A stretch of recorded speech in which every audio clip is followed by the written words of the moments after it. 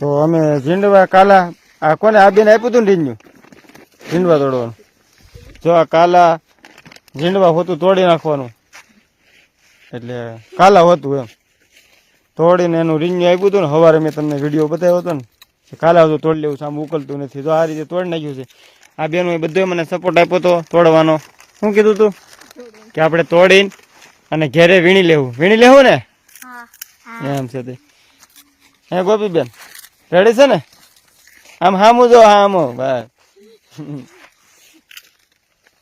તો હાલ અમે આપ્યું હતું ને, જો જોઈ લો તમે. આમાં કઈ 1 2 3 ન થાય. હા કઈ એમ પછી 1 2 3 થાય. 1 2 3 થાય પછી પૈસા આવે. ત્યાં સુધી 1 2 3 થયા વગરના પૈસા આવે નહીં. તો 1 2 3 કરવા જવું પડશે. પણ પેલા વીણી તો નાખ્યા કાલા હતું. પછી અમે થોડોક હવારમાં ઉલ્યો વીણો તો જો. તો હવારમાં આ કપા વીણ્યો તો મેં. તમે જોવો આ કપા આમ ચોખ્ખો કપા આવે છે, પણ હવાર નતું ફાવતું ને એટલે કાલા હોતો તોડવા મળી ગયા. આનો 1 2 3 થાય પાછું, પણ બધો વીણાય જાય ને પછી 1 2 3 કરવા છે આપણે.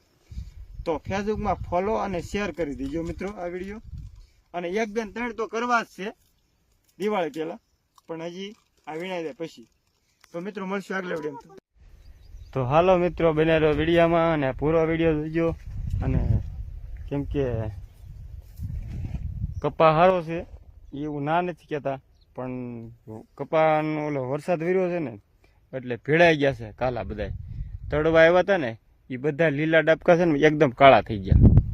કાળા થઈ ગયા. અંદરથી કપા સારો જ નીકળે છે, પણ ઉકલે નહીં ને કોઈ વાતે. ફોલી ફોલીને લેવું પડે, ગોગડા જેવું થઈ ગયું હોય. એટલે આ વીણીમાં તો અમારે છે ને ભેગું કરી લેવાનું છે અને તોડી લેવા છે આખલે. કેમ કે આજના અમે તોડતા નહોતા. કાલના વીણી છે ને તે 10 11 વોળ લેવાની, 12 વધીને 12 વોળ લેવાની છે. પણ હવે છે ને એવું વિચાર થયો તોડીને ઘરે વીણી લેવું નવરાય. કેમ કે આવું બધું ન કરાય. કેમ કે આમાં નુકસાની થાય બધાને.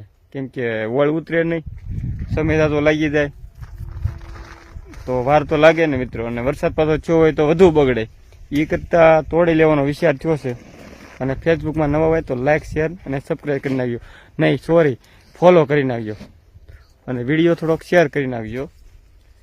તો મિત્રો હાલો વિડીયો આપણે આમથી પૂરો થાય છે. કેમ કે નાના નાના કટકા ઉતારવાના છે. મોટો મોટો બ્લોગમાં વિડીયો આપણો વાયરલ થતો નથી. અને વાયરલમાં શું મિત્રો, વાયરલ થાય ને તો ટૂંકા વિડીયો વાયરલ થાય છે. એટલે ટૂંકા વિડીયો ઉતારવો પડશે આમાં. તો હાલો મિત્રો વિડીયો પૂરો બંધ કરી દઈ. આ મારા છોકરા શું કરે છે? છોકરા બોલો તો. કપાસ વીણા છે તો કપાસ વીણી નાખવા દો. અને હવે આપણે તોડવાનું શરૂ કરી દઈએ. તો હાલો ફોલો શેર અને કરી નાખજો. તો હાલો મિત્રો બને રહ્યો અમારા વિડીયામાં. સૌથી પહેલા બધા બહેનોને મળશું આપણે. આ બેન કોણ છે? આમ જોવો કેવા હાલ છે? કપા વીણો છે એમ? કઈ જગ્યા વીણો છો? 8 વાગ્યાના વીણી છે. હજી વોળ ઉતરી નથી. વાગ્યા છે 10:30. તો મિત્રો હવે આને તોડી લેવા કરવું શું કરવું પડે બેન? ઊભી થતો તોડી લેવાય. હે ઊભી થઈને કે તોડી લેવાય. હા જો એવું રીંગણું આપે છે કે તોડી લેવાય. તોડીને પછી સાંઈ બેઠા બેઠા ગોગડા વીણી લેવાય. કેમ કે વરસાદ બહુ થયો છે ને એટલે આવું બધું થયું છે. તો આપણે બીજા બેનને મળી લઈએ. બીજા બેન ઊભા થાવ. હા શું કેવા હાલ છે તમારા બધાને? હસોડા હારા હાલ નથી.